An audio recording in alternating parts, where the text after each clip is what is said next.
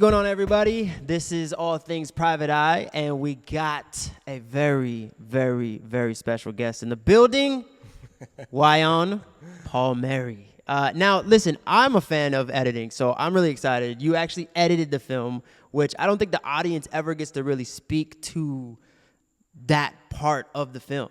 We get to hear from the directors, we get to hear from the producers, we get to hear from the actors, but we never get to hear from the editors. So I'm just excited. How did you get involved with the Private Eye? Well, first of all, thank you for having me here today. And, it was a real pleasure working on the Private Eye.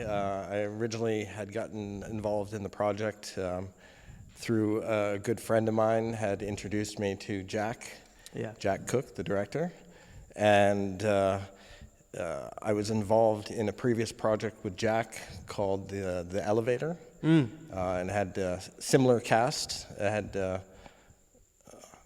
had Matt Rife. Yeah. The star. Yeah. He didn't have such a large role as in this film. Okay. But we had cut that film. I'm actually trying to remember. Was that pandemic? No, that was before the pandemic. Yeah. Okay.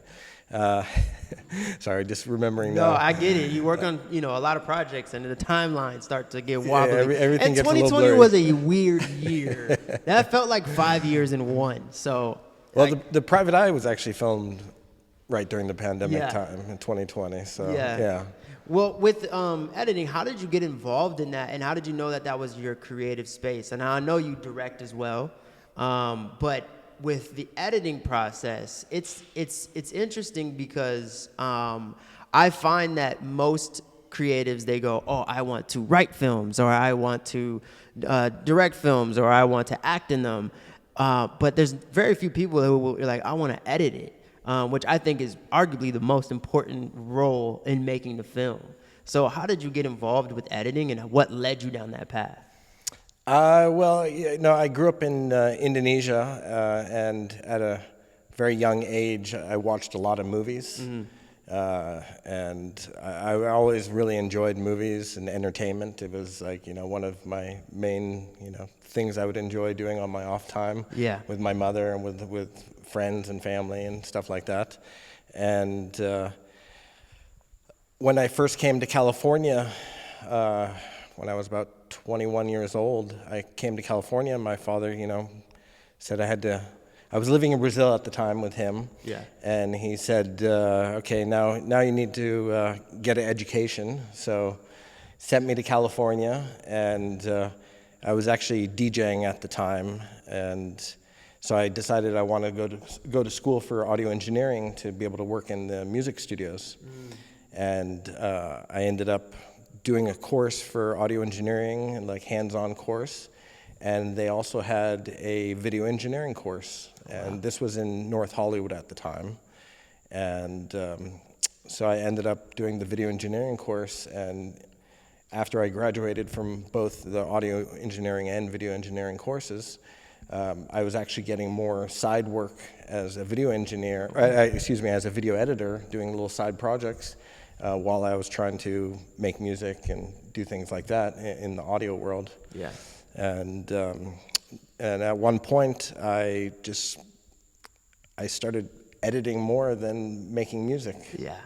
And I just somehow at one point just transitioned. I transitioned fully into editing.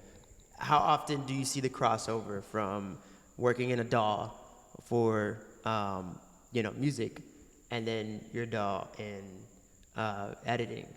Do you find that there's a crossover? Like the brain mechanics, do they cross over well? Is that normally somebody can kind of cross between the two? Yeah, I mean, it's all a timeline. If it's an audio timeline or a video timeline, so you're cutting or synchronizing to a beat or to a sound or to something. So I mean, it definitely helped me in my earlier part of my career when I was doing a lot of music videos, where I was editing to music, to a beat, synchronizing to a certain flow. Yeah. So that definitely helped. It helped out a lot. Yeah. I wonder too, with the Private Eye, how often did you get creative with it, or when you're editing the movie, did you find yourself kind of wanting to, I don't know, see the story come to life visually as you were editing it? Or was it more of a situation where it's like, I know technically how this scene should be cut? Or was there any type of times where you're like, this is a stylistic type of film, I should do something a little bit more off the cuff, a little more free-flowing? Did you find yourself in the process of editing this film being more creative than you normally would?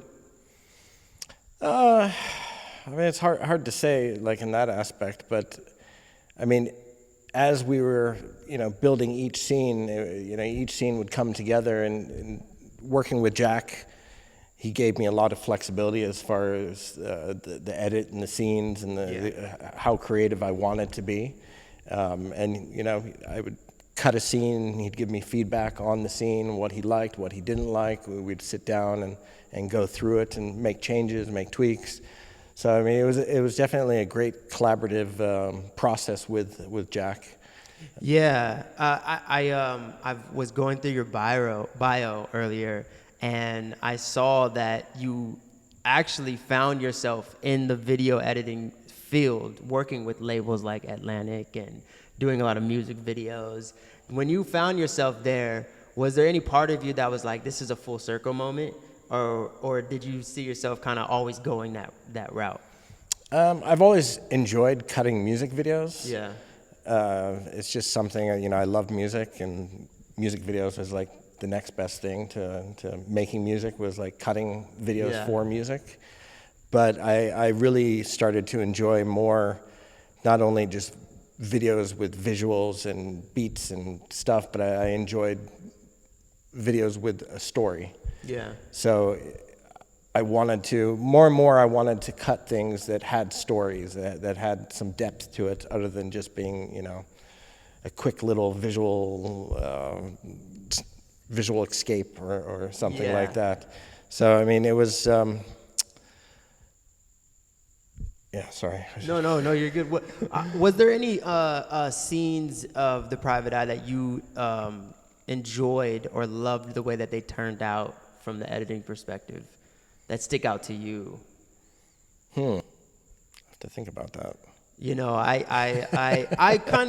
I dabble in editing, and there's times where I'll put something together, I'll cut something together, and I'll be like, yeah, this worked perfectly. Or there's times where I'll cut something together that we shot it initially for it to cut a certain way, and we realized we messed up. And so there had to be a little bit of a creative flair to figure out how to make it work, and I end up liking the version that we ended up with more than the way we were intending it to be cut together. Was there any moments like that in this editing where you were like... No, I would say, the overall process was pretty nice. I mean, we had more material than you guys needed. Than we needed. Yeah. I mean, the original cut was a lot longer. Yeah. We had extra scenes that we ended up trimming to make it just a tighter cut. Yeah. So, I mean, we had more than enough material, and everything seemed to flow together quite well. Sometimes when you're working on indie films and other productions, there's complications. Sometimes things didn't really work out as well as they had planned. Yeah. But we actually had more than what we expected to have. That's beautiful. I mean, especially with Matt Rife there. Yeah. It was really fun cutting a lot of his material. I mean, he was really good talent. Yeah. And is there anything in the future that you're excited about, that you're working on, that you're allowed to talk about, besides The Private Eye? Yeah, I'm actually, when is this thing coming out? February 22nd, right? No, when's this interview coming out? Oh, I don't know. When is this interview? When's this interview coming out? I'm just trying to gauge what I can say. We don't have release dates yet, but maybe we chapter this up and we can help save stuff for later. Okay. Something that you don't want being released, but you're down to talk about right now. Okay, yeah, I'll talk about it. But let's see. Try not to get too much trouble. Yeah, I work at Marvel Studios right now as a assistant editor / VFX editor / stereoscopic editor. I've worked on probably like 20 films, a few TV shows there. which has been quite an amazing experience. It's been a lot. I've worked on a lot of material there, and I've been recently working as an editor for a special Marvel project for the Apple Vision Pro. What? Yeah, so it's definitely it's a whole new experience, that project. It's a 45-minute AR, VR, 3D immersive experience. Wow. And yeah, it's been quite an experience working on that project, and quite fun. It's definitely going to be a unique project, that kind of a one-of-a-kind project for Marvel and Disney and for Apple. Wow. So that is supposed to come out in February 2024, which I'm very excited about. It's been a real pleasure working on that project. That sounds exciting. Yeah, And I love, when technology and mediums that we are normally used to being bent and changed, and seeing how far can we push this art. So that's going to be exciting. What can they expect out of the Private Eye, and where can people follow you to find out more about you? What can they expect from the Private Eye? I would say they can expect an entertaining movie with some good acting, good directing. There's some laughs in there, and it's fun entertainment. It's a good movie. I mean, I'm quite proud to have worked on it with Jack and with Matt as the star, and quite surprising how during the process of making this movie, he has kind of blown up on the internet. Yeah, he's going wild. Yeah.